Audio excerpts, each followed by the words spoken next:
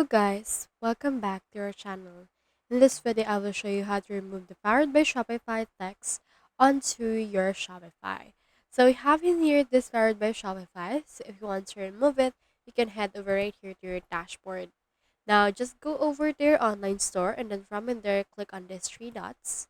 Click on this edit default theme content. And then once you have done that, you should be able to see in here the default theme content of your store. Now, click on the search bar and search in here for Powered. Once you have searched for it, you should be able to see in here this Powered by Shopify link. So what you can do is you can head over and then just put in here a space. After that, click on Save right here.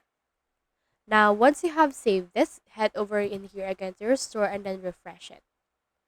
Now, let's head over and as you can see, the Powered by Shopify has been removed. So that's how you remove the Powered by Shopify text.